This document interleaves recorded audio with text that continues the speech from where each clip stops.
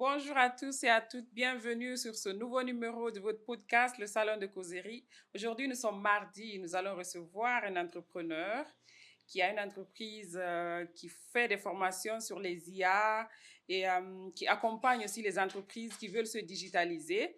Alors, mesdames et messieurs, nous allons recevoir sur ce plateau Monsieur Alimou Diallo, dit Alimou Santou Diallo. Bienvenue, Monsieur Diallo. Bonjour à tous, je suis Diallo Alimou, je suis data engineer et analyste et DevOps trainer, expert en IA et aussi je suis le fondateur de Santou IA Lab. Je suis formateur dans plusieurs organismes français, CIP de Vinci, Paris Innov et aussi je suis data engineer à la Société Générale à la Défense. Vous avez dit Santou, c'est quoi le nom de l'entreprise déjà? Ma startup s'appelle Santou IA Lab. Santou Aya Lab. Lab. D'accord. Alors, qu'est-ce qui vous a poussé à entreprendre et à être entrepreneur? Déjà, je suis ingénieur de données. Et aussi, quand on parle du digital, on parle de la data. L'essence de la data, c'est les données. Donc, vu que ça fait très très longtemps, je suis aussi dans l'enseignement et je me suis fixé une idée. Et l'idée, c'est quoi? C'est apporter mon expertise dans plusieurs organismes. Et pour ça, ça marque beaucoup souvent et quand on est indépendant. Et c'est quand on est indépendant, on a plus de flexibilité, aussi on a plus de temps d'apporter de la valeur.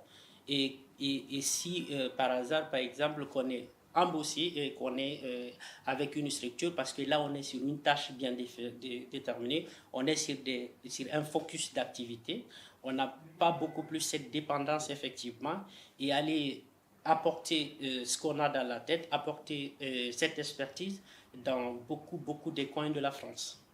Donc l'idée de l'entrepreneuriat, déjà, c'est être indépendant et aussi transmettre mon savoir dans plusieurs organismes de formation et dans plusieurs villes françaises. Je pense que vous pouvez aussi transmettre votre savoir en travaillant en entreprise. L'entreprise est faite, moi j'ai plus de 3 ans d'expérience dans la data et j'ai eu la chance de travailler dans des grands groupes français comme la Société Générale et aussi ces moteurs Baudouin. Mais là, j'étais sur un poste cadré, sur un poste data ingénieur. Et là, je voulais effectivement élargir mes domaines de compétences. Donc, aller sur d'autres postes, par exemple, aller travailler sur la partie déploiement et conception des applications et aussi aller enseigner. Déjà parce que j'adore transmettre le peu de savoir que je possède. Donc, c'est dans cette optique, c'est dans ce sens que je me suis lancé dans l'entrepreneuriat et là j'ai plus de temps, de disponibilité d'aller faire ce que je souhaite faire effectivement. Vous avez fait combien de temps en entreprise? En entreprise, on est toujours 35-35, donc c'est 35 heures. Donc toute la semaine, on est focalisé en entreprise. Et là, et aussi, c'est des heures déterminées parce que là, on a des charges à respecter. Non, je ne parle pas de ça. Je demande, vous avez fait combien d'années J'ai plus de 3 ans en entreprise. Vous avez fait dans la même société ou après vous avez changé? Non, pas dans la... J'ai changé de société. Au début, j'étais chez Moteur Baudouin et après, je suis venu à la Société Générale. Après, vous êtes venu à la Société Générale. Oui. Et c'est là, vous avez créé maintenant... J'ai créé Santou IA Lab. Bon, je vais quand même forcément me tromper sur ça, parce que, je sais pas, Santou, je sais déjà, c'est le nom d'un village, oui. Et puis AI Lab, c'est... AI, c'est Artificial Intelligence, okay. Et Lab, c'est le diminutif de laboratoire. Laboratoire, d'accord. Est-ce que vous avez fait quoi comme étude? Je suis diplômé d'un master en data, je suis diplômé à l'Université de Toulon, et après aussi, j'ai une expertise en data et l'intelligence artificielle. Qu'est-ce qui vous a motivé à quitter la Guinée pour aller entreprendre en France? Une belle question. Je dirais d'abord, c'est développer mes compétences au niveau international. D'accord. Déjà comprendre l'écosystème tech européen, c'est très important. Et aussi aller apprendre pour venir apporter et être le pont et faire effectivement le transfert de technologie. Donc, être le pont entre l'écosystème tech européen et celui de la Guinée. Et celui de la Guinée. Oui. Bon, ok.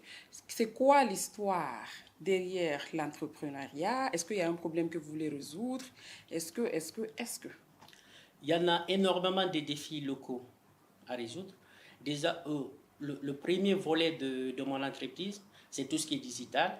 Et après, il y a un autre volet très, très important dans le cadre de la formation.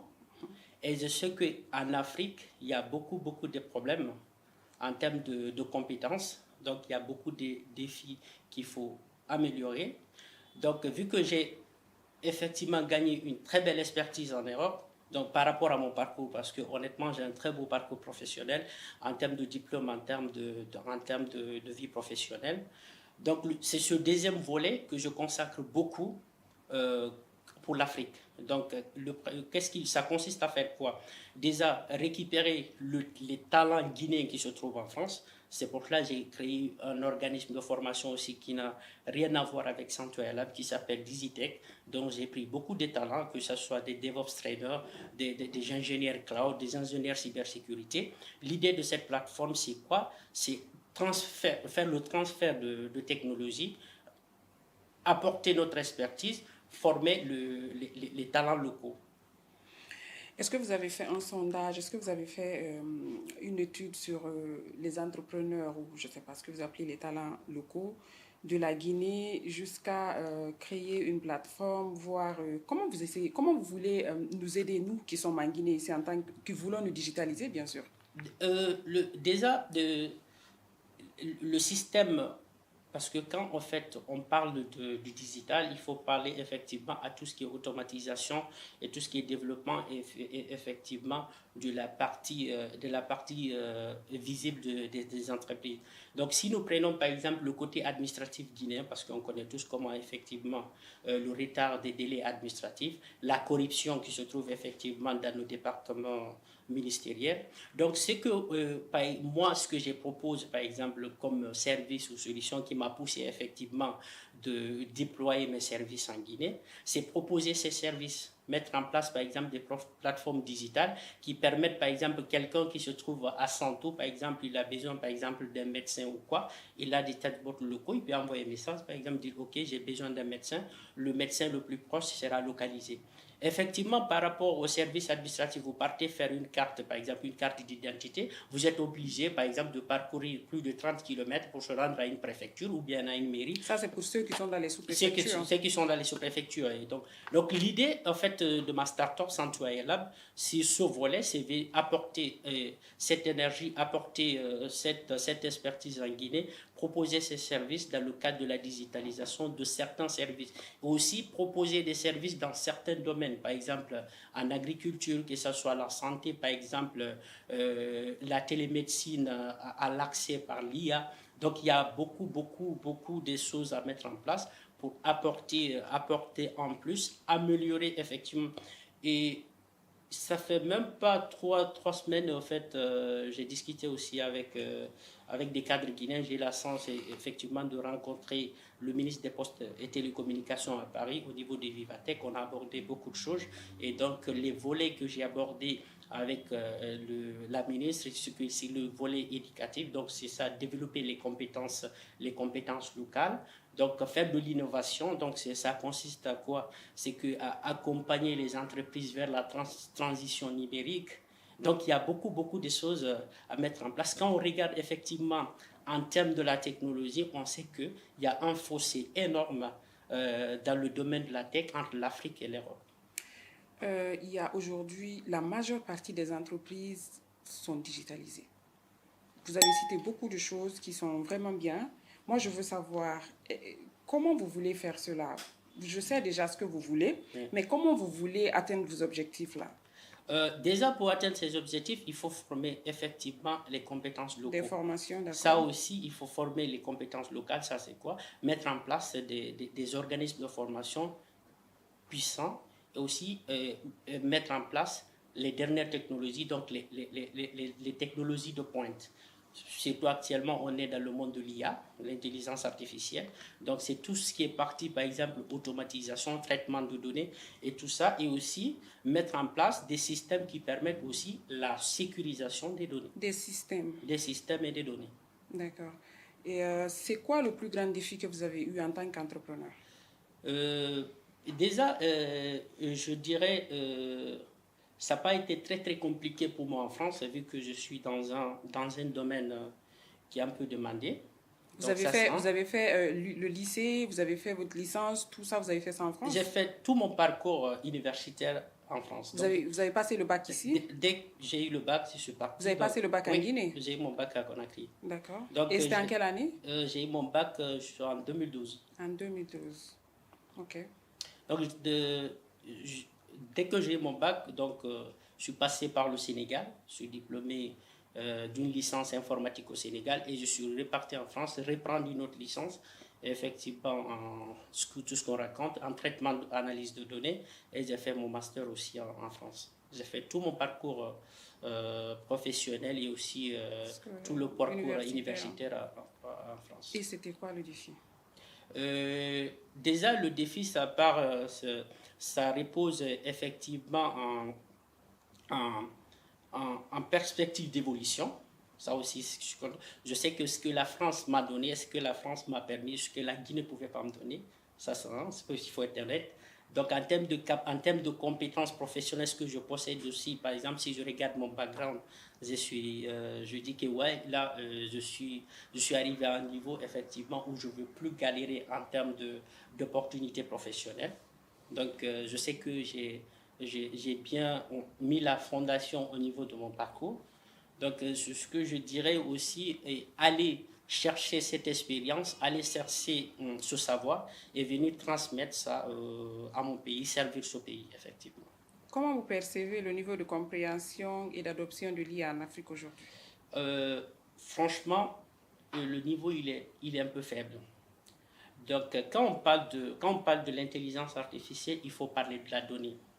Donc, la donnée, c'est l'essence de l'IA. Donc, il y a un gros souci qui se repose effectivement sur ces données qu'il faut analyser. La Guinée, en fait, je peux dire que c'est le seul pays de l'Afrique de l'Ouest qui n'a pas une plateforme dédiée à la data. Donc, on n'a pas de plateforme ouverte où, effectivement, on peut aller récupérer ces données. Donc, et pour mettre en place maintenant et développer, que ce soit des modèles, et quand on parle de l'IA, on parle des modèles de modèles de l'intelligence artificielle, et pour mettre en place ces modèles, il faut avoir de la donnée. Et donc, si on n'a pas la donnée, on ne peut pas faire certaines analyses. Je donne un exemple, on veut effectivement, là, j'ai une idée de développer une application qui permet effectivement de faire, par exemple, le trafic routier. Ok, le matin, demain, je dois aller, par exemple, en ville, je vais regarder effectivement, est-ce qu'à 8 heures, le trafic, il est fluide ou pas. Donc, je souhaite effectivement développer cette application. Mais le gros problème, c'est quoi? C'est où je vais aller récupérer maintenant les données qui sont liées au transport. Donc, c'est si j'ai ces données, parce que les applications que je vais développer seront alimentées par rapport à ces données. Et ces données, effectivement, devront être à la portée de tout le monde. Donc, le gros souci que je demanderai à l'État guinéen, en focus, c'est mettre en place une plateforme ouverte pour que tout le monde ait accès à ces données pour pouvoir développer tout type d'application ou tout système informatique. Mais forcément, vous avez quand même des propositions à faire pour nous, les entrepreneurs. J'ai proposé ça. Ah, vous avez proposé ça, seulement pas à l'État ou... J'ai proposé à l'État, j'ai mis des business plans et des business models. Pensez-vous que l'IA peut résoudre certains grands défis du continent africain? Oui, je dirais oui. L'intelligence artificielle, on ne la voit pas simplement comme une technologie. Donc, l'approche, par exemple, que Centoya Lab détient, c'est que pour nous, la technologie, effectivement, n'a que de sens si elle résout des problèmes humains concrets. Donc, ça, c'est cette philosophie que moi, j'ai essayé de mettre en place dans ma structure. Donc, si on parle de l'importance, c'est ce que l'IA peut apporter. Nous prenons par exemple pour quelques volets pour éviter de prendre beaucoup de temps. Si nous prenons par exemple sur le domaine éducatif, donc l'IA peut apporter par exemple que ce soit dans le domaine d'apprentissage, mettre en place des plateformes digitaux qui sont alimentées par exemple par de l'IA générative, que ce soit de la création de contenu, et aussi que les étudiants, par exemple, et les élèves, par exemple, un étudiant ou un élève à partir de la licence 2, licence 3, qui se permettent, par exemple, tu peux effectivement développer une application au bout de 2 heures, au bout de 3 heures, au bout d'une journée. Donc, ce que je dirais, en fait, si nous prenons, par exemple, sur un côté, au niveau de la santé, on peut développer la télémédecine. Si nous prenons, par exemple, en termes de transport, effectivement, on peut développer des applications qui permettent effectivement de faire tout ce qui est analyse pour comprendre effectivement l'état de trafic de nos routes. Et aussi, donc, il y a beaucoup des Mais je pense qu'il y a une application comme ça en Guinée. Hein? Oui, il y en a. Il y en a, c'est un peu... Moi, par exemple, je donne un exemple d'une application que j'ai développée qui s'appelle Tic-Tac, Tac-Tac Moto. Donc, c'est des applications comme ça que tu peux développer. C'est une application qui permettent effectivement, là, vous êtes au rond-point de Kouza, vous voulez par exemple aller à Petit Simbaya, donc tu rentres dans l'application, tu tapes effectivement l'endroit où tu es, l'endroit où tu veux aller. Le conducteur de moto le plus proche sera localisé à un instant bien déterminé, il va venir effectivement te trouver. J'ai une collègue qui utilisait une application comme ça, mais lui c'était, je pense que c'est Mahmoud, quelque chose comme ça, Mamadou. Je me rappelle pas trop du nom de l'application, mais non seulement c'est pas cher, mais aussi ils sont présents, ils retardent pas plus de 10 minutes ou 5 ans. Oui, avec les motos. Oui. Il y aura des options, par exemple, si je peux dire, par exemple, tu veux à la minute un conducteur, en fait, il y a des options pour ça. Ils viennent, il y a les prix, et puis s'il y a un motard à destination ou qui n'est pas trop loin de toi, ça signale, elle a l'application là sur le téléphone. J'ai quand même oublié le nom de l'application. En tout cas, c'est bien, en tout cas, les jeunes se battent beaucoup pour mettre beaucoup de choses en place. Nous, on vous félicite, hein, on voit tout, vu qu'on ne connaît pas trop l'IA. On va vous écouter. Alors, Monsieur Diallo, vous avez une formation que vous allez faire très bientôt. C'est quoi la date déjà? Il y a 5 dates, le 25, le 26, le 1er, le 2 et le 9. Vous allez dire aux auditeurs qui veulent peut-être participer, le lieu, la date, l'heure, et comment ça va se passer. C'est quoi la cible? Donc, la formation, en fait, cette année, donc, vu que j'ai décidé de prendre mes vacances et de passer quelques temps à Conakry, l'idée est venue dans ma tête, pourquoi pas, de développer quelque chose en Guinée, apporter le petit savoir que j'ai. Donc, c'est dans cette optique j'ai créé un bootcamp. Donc, le bootcamp, c'est quoi? C'est l'IA générative, c'est pour la création des contenus. Donc, j'ai ciblé 2 parties. Donc, la première partie, c'est un bootcamp de 2 jours. Donc, le 25 et le 26. Donc, c'est tout ce qui est découverte de l'IA, les enjeux éthiques. Donc, comprendre l'écosystème de l'intelligence artificielle. Donc, comprendre les applications, c'est des applications qui sont à la base de l'IA. Donc, je donne des exemples concrets. Quelqu'un qui veut créer une vidéo, mettre en place une vidéo avec des applications comme VO3, tu veux créer des vidéos pour se faire de l'argent sur les réseaux sociaux. Et quelqu'un qui veut effectivement, par exemple, développer des applications, que ce soit web ou mobile, qui est plus axé pour les étudiants. Et aussi, le deuxième volet le plus important, c'est un volet, c'est l'automatisation avec de l'IA générative. Donc, je donne un exemple, une entreprise A qui veut automatiser tout son système, par exemple, pour la recherche d'emploi, ou bien que vous avez une boutique en ligne. Effectivement, il y a un client qui veut effectivement comprendre avoir le devis à minuit ou à 2 heures du matin, vous ne serez pas là et prendre son téléphone. Donc, il y a un système qui est automatisé derrière pour dialoguer avec le client et les réponses par rapport à ce qu'il veut. Donc, vous avez toujours une boutique en ligne, vous avez des demandes, par exemple, sur WhatsApp, vous ne voulez plus répondre que on peut mettre en place un agent IA qui permette de répondre à vos places. Et si le client, par exemple, OK, j'ai besoin d'une facture ou j'ai besoin d'un devis, le devis est généré par son adresse mail ou bien en lui répondant directement. Tout cela dans vos donc, c'est ça que je propose, c'est 2 volets. Le premier volet, c'est tout public, donc c'est découverte, enjeux éthiques de l'IA. Le deuxième, c'est tout ce qui est automatisation. Et aussi, là, ça part beaucoup plus avancé parce qu'il y a la conception et le déploiement. Donc, il faut avoir un niveau sur la partie code. Il faut savoir comment coder. Et aussi, c'est pour ça que j'appelle beaucoup les étudiants à assister à ça ou bien les entrepreneurs.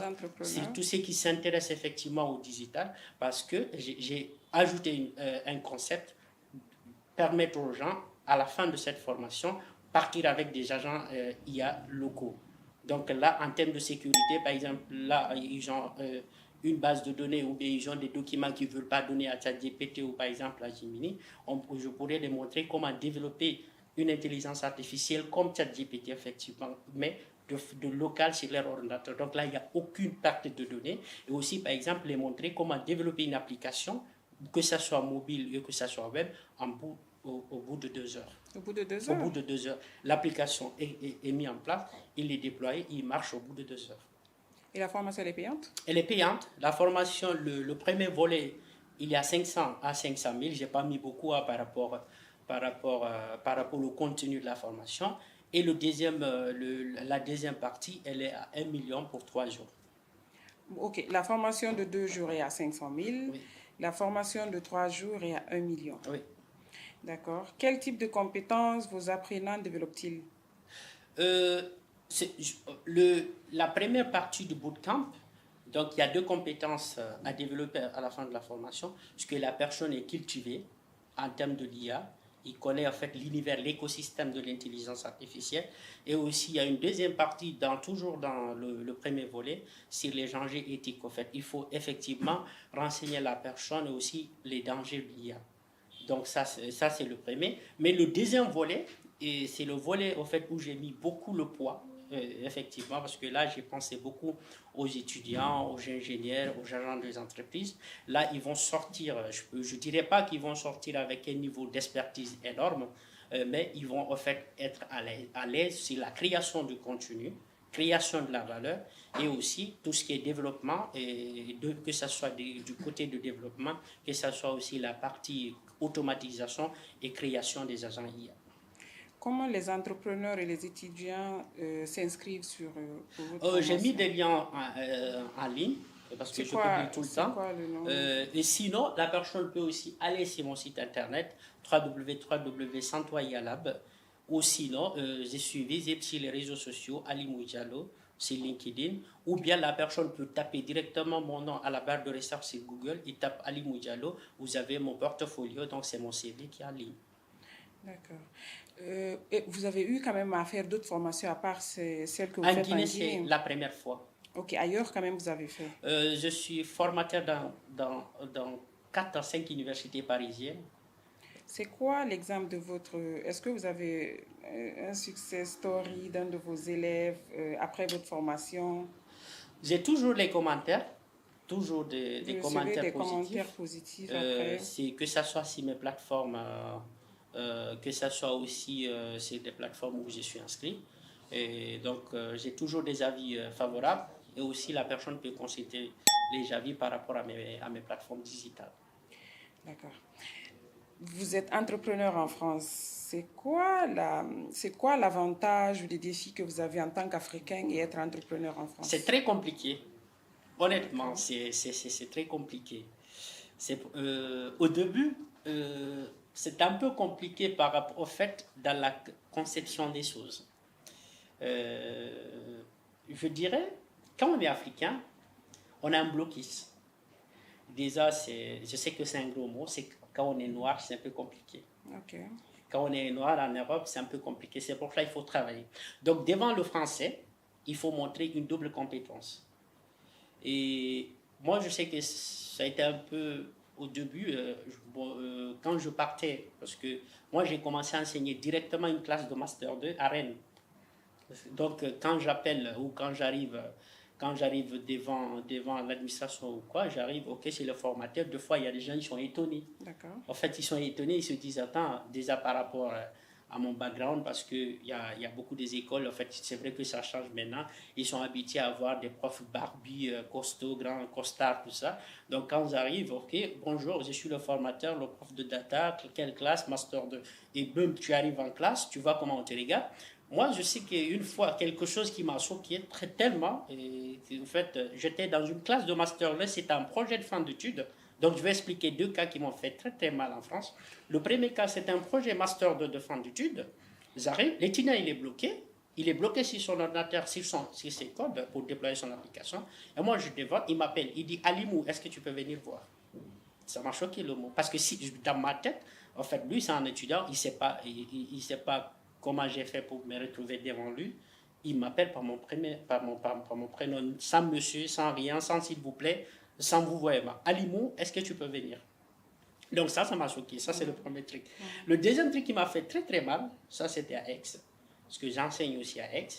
Donc, Aix, je détiens les étudiants, ce qu'on appelle la certification RNCP. Donc, c'est une expertise, donc c'est une certification en data. Donc, j'accompagne les étudiants de Master 2 pour rédiger les mémoires. Donc, c'est-à-dire, c'est comment, en fait, ils vont mener un projet, ça s'appelle un projet end-to-end de A à Z en data, tout ce qui est conception, soit des technos, soit des API, comment est-ce qu'ils vont faire collecter des données, analyse et aussi déployer des applications. Donc, c'est le 6e qu'on était 2 à 3 profs pour accompagner les étudiants. Donc, et en plus, ce qui me fait mal, c'est un Sénégalais aussi, il m'écrit, bonjour Chirtiens, bonjour Alibou, bonjour Monsieur Diallo, il me demande est-ce que je peux l'aider à écrire son mémoire. Un étudiant qui se permet de demander à un prof qui est censé vous accompagner, être là en tant que président du jour, le jour de la soutenance, il m'écrit, tape bonjour Ali Moussa, monsieur, est-ce que tu es disponible de m'aider à faire mon mémoire? Ça, c'est un Sénégalais qui l'a fait. C'est pas un Français. Sénégalais. En plus, c'est un ça, Sénégalais. C'est pas un mais c'est juste, non, en fait, il est Sénégalais de peau, mais il est Français de. Donc, il y a tout ça. Donc, des fois, ça arrive des trucs, en fait, même en entreprise, hein, des fois, il y a des regards ou tout ça, quand tu te présentes, ça fait mal, mais on n'a pas le choix. Ouais. Il faut travailler et aussi montrer, effectivement, c'est pas parce qu'on est africain qu'on est bloqué. Oui, ça c'est vrai. Alors, il y a tellement de questions qu'on veut vous poser, mais on est quand même pris par le temps. Je vais quand même vous poser quelques petites questions, il n'y a pas de problème. Alors, Monsieur Diallo, quel est le rôle de la diaspora dans le développement de la technologie en Afrique? Une très belle question. Donc, moi, je pense que ce qu'on doit faire d'abord, c'est faire le transfert de la technologie. Donc, apporter l'expertise, que ce soit nous, les gens qui sont dans l'écosystème tech, que ce soit les autres aussi dans d'autres secteurs, que chacun apporte ce qu'il a appris. C'est très important. On doit pas, on peut rester en France. Je dis, ok, moi, je donne un exemple. Je dis, par exemple, je dis, ok, je peux rester en France. Je ne viens pas en Guinée, donc ça va, tout se passe bien, alhamdoulilah, j'ai tout ce que je veux. Je dis, ok, j'ai pas de famille ici, il y a tout le monde qui est parti. Non, c'est pas ça. Ce que chacun peut apporter ce qu'il peut. On ne doit pas laisser l'Afrique comme ça. Donc nous, on a eu la chance d'aller étudier dans les grandes universités françaises. On a eu la chance de travailler dans les grands groupes français. Donc l'idéal, c'est de transporter, en fait, faire ce transfert de technologie, apporter notre expertise et apporter notre savoir, aider l'Afrique à se développer. C'est très important. Nous devons impérativement aider l'Afrique à se réveiller et supprimer le fossé technologique qui existe entre l'Afrique et l'Europe. Bon, si c'est comme ça, est-ce que c'est pas mieux de faire une formation gratuite pour là, je vais faire une formation. Déjà, je vais rappeler ça. Donc, j'ai offert une formation à Fata School, les meilleurs étudiants guinéens, donc ils sont 25 en dev. J'ai offert une formation, donc j'ai dit à Orange, donc ça c'est quelque chose que j'ai fait gratuit. Et l'idéal de cette formation, c'est quoi? Parce qu'il y a un profil beaucoup plus axé sur la partie dev. C'est juste pour les montrer, donc j'ai mis un syllabus sur IA dev. Donc c'est quoi l'idée de ce concept que j'ai mis en place? C'est permettre à ces étudiants de se servir des outils de l'IA pour coder plus vite. Donc l'idée c'est quoi? S'ils avaient l'habitude de faire une tâche par exemple en 2 heures ou 3 heures, à la fin de cette formation, ils peuvent faire une tâche en 5 minutes. Bon, après c'est l'avantage de l'IA aussi. Donc oui, mais comment se servir de l'IA? C'est très important. Et là, c'est une formation que j'ai offerte aux 25 meilleurs étudiants guinéens. D'accord. Et comment vous voyez l'évolution de l'IA dans 5-10 ans en Afrique? Je pense que, en fait, ça évolue au début, au ralenti. Mais je sais que dans 5 ans, 10 ans, même moi, toutes les idées que je souhaite effectivement développer en Guinée, je sais que dans 10 ans, on ne va pas être à la même taille que les Européens, mais je pense que sûrement on pourra compétir à certains pays. Oui, parce que les entrepreneurs, quand même, ils comprennent. Aujourd'hui, beaucoup d'entreprises sont digitalisées, les jeunes font la même chose. Sincèrement, moi, je pense que les gens sont en train de s'adonner à l'IA. Peut-être que d'autres exagèrent, hein? Peut-être que d'autres exagèrent. J'espère que dans vos formations, vous allez aussi nous dire c'est quoi les conséquences de trop utiliser l'IA? Moi, je ne vois pas des conséquences Ah, négatives. ok. Je ne vois pas de conséquences négatives, honnêtement. Moi, en fait, au début, je donne juste quelque chose un peu drôle. Quand ChatGPT a commencé, effectivement, vous partez. Moi, je suis banquier à la Société Générale. Donc, il y a des tâches à développer. Vous voyez des gens, ils sont sur le téléphone, sur ChatGPT ou sur l'ordinateur. Vous passez derrière, ils gardent le téléphone. Pour ne pas que vous sentez effectivement que la personne va aller chercher une requête ou aller, par exemple, chercher quelque chose sur l'IA. Et c'est parti comme ça, et les gens, ils ont compris effectivement l'IA est très utile pour nous. Moi, en fait, moi, je vois, en fait, quand je fais une analyse par rapport ce qui est utile à nous, moi, je ne vois pas des contraintes ou avoir des limites avec l'intelligence artificielle. En fait, c'est un outil qui nous permet d'aller plus vite, d'être plus compétent et aussi avoir un résultat beaucoup plus positif. Non, ça, je suis d'accord, mais quand vous dites que vous ne voyez pas trop les inconvénients de, par exemple, ChatGPT, que les gens utilisent beaucoup, je ne pense pas que cela soit trop une bonne idée parce que quand tu es trop accro, tu ne réfléchis plus avec ta tête. Dès que tu as un souci, tu prends le téléphone. Il y a des moments où on n'a pas Internet. Hein. J'espère pas à cette période déjà. Bah si. Donc, ce que moi je dirais, et c'est pour cela que j'apprécie beaucoup. Ou il y a des moments où tu n'as pas ton téléphone. Oui, ça arrive. Moi, pour cela, par rapport aux pays européens, il y a le côté que j'apprécie beaucoup la Chine. Qu'est-ce qu'ils commencent à mettre en place? C'est développer des systèmes qui vont directement déjà mettre l'IA à partir du primaire. Donc, il faut que l'IA soit enseignée à partir du primaire. Donc, l'idée, par rapport à un projet, ça ne sert plus rien maintenant de beaucoup réfléchir, pour moi. Donc, prendre 2 minutes, 3 minutes, 5 minutes jusqu'à une journée pour réfléchir sur un projet. Et si on a un outil à côté de nous, effectivement, qui peut faire ça pour nous. Je donne un exemple concret, très simple. Il y a un client qui vient. Demain, tu viens me voir. Ok, Alimou, est-ce que tu peux m'aider à développer une application, par exemple, par rapport à ce que je souhaite faire? Donc, je te demande, qu'est-ce que je fais? Avant, je prenais un cahier, je partais te voir, je dis, ok, qu'est-ce que tu veux faire ça? Maintenant, qu'est-ce que je fais? Je pars sur Google, tac, tac, je cherche des modèles, ça s'appelle des templates. Je te montre un template, je dis à Issa, regarde ça. Tu me dis, ok, ça va. Je copie juste le lien, il y a des IA où je vais les donner. Je dis à l'IA, je fais la copie de ça. Donc, tac, il me donne la copie. J'ai une autre IA qui va me faire, par exemple, la partie UX design. Tac, tac, j'ai ça. Et donc, toi, tu veux ton application, par exemple, pour un mois. Et moi, au bout de 4 heures, j'ai ton application, je passe à autre Disons projet. que vous vous habituez à ça. D'accord? Et là, vous partez au village. Oui. Vous êtes, je sais que vous êtes de Santou. Oui. Vous partez à Santou et qu'il y a quelqu'un qui vous contacte. J'en ai besoin. Vous faites comment? Déjà, moi, quand on ne parle pas d'Internet, on ne parle pas de mes services. Ah, Ça, c'est d'accord. un. D'accord. Quand Là, je pense qu'on est on bon. parle pas d'Internet, on ne parle pas de mes Là, services. je pense qu'on est bon. Là, je pense qu'on est bon. Là, sincèrement, je pense qu'on est bon. Donc, on peut continuer. Alors, dites-nous vos projets ou ambitions pour les années à venir. Pour la Guinée, hein, je parle de la Guinée même. Ok. Le gros projet que j'ai actuellement, c'est déployer mes services en Guinée. Donc, tout ce que j'ai fait en France. Donc, mettre cette plateforme. Vous avez des représentants ici? Oui, j'ai deux amis avec qui je collabore. D'accord. Développer mes services ici et aussi participer à la formation des jeunes locaux, les talents locaux. Donc, mes deux axes d'amélioration effectivement, c'est dans le cadre de l'innovation et dans le cadre de la formation. D'accord. Est-ce que vous avez un message à adresser aux jeunes entrepreneurs ou aux jeunes étudiants qui veulent se lancer dans l'IA ou la technologie? Ce que je dirais à ces jeunes, de beaucoup travailler, travailler sur des projets concrets, faire beaucoup de recherches et voir comment ça se passe dans les autres pays.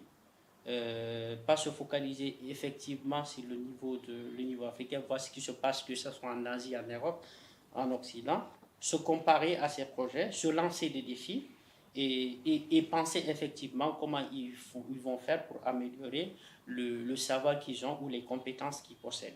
Donc je demande à ces jeunes, les jeunes de la Guinée, de bosser beaucoup sur des projets concrets et aussi de penser effectivement, d'aller se former aussi. C'est très important d'aller se former. D'aller se former? Oui, c'est très important. Et si l'on pas les moyens? Moi, je vous donne un exemple. Par exemple, moi, j'arrive... Là, je donne un exemple. À 3 jours de mon arrivée à Conakry, il y a des entreprises qui m'ont contacté. Monsieur Diallo, est-ce que vous pouvez faire un audit hier? Qu'est-ce que j'ai répondu? Pour que je passe chez toi en entreprise, pour que je fais...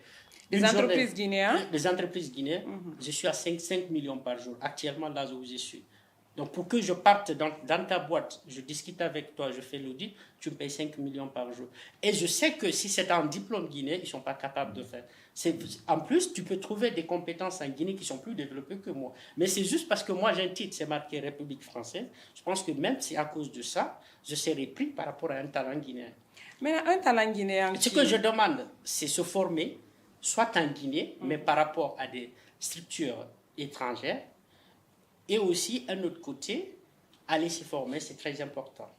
S'ils n'ont pas les moyens, après, ils peuvent se former ici. Ils peuvent se former ici. Et vous pensez qu'ils peuvent être compétents aussi? Ils peuvent être, en fait, en termes d'expertise et de compétences, c'est possible même le coin le plus reculé. La technologie, elle est développée. Mais en termes de compétition internationale, je ne pense pas que le diplôme guinéen a de la valeur. Ça, c'est pour être honnête. Hein. Moi, je sais que je suis quelqu'un qui a un peu voyagé, je sais comment ça marche. En termes de compétences internationales, le diplôme de Guinée n'a pas de valeur. Ça, il faut être honnête. Moi, c'est ce que j'ai. Hein. Moi, j'ai un diplôme guinéen. Ce que je demande à ces jeunes, c'est qu'il faut se former, aller chercher, même si c'est des petites attestations ou des certificats étrangers qui vont mettre la valeur par rapport à ce qu'ils ont. Bon, ça vient de M. Diallo Alimou. On ne peut rien dire, c'est son idée. Voilà, aujourd'hui, on a reçu cet entrepreneur qui parle beaucoup plus de l'IA. Mais vous savez qu'on ne peut pas finir l'émission sans poser mes questions secrètes. Je vais vous poser des questions de 5 secondes. Ok. Vous préférez le thé ou le café? Je préfère le thé. J'espère qu'on n'a pas dépassé les 5 secondes. Oui. Vous aimez quoi comme dessert? Tiramisu. C'est quoi votre repas préféré? C'est Bafé Hakopouté. Hakopouté. D'accord, je sais que beaucoup de gens connaissent quand même Hakopouté, quelle que soit la langue que tu parles.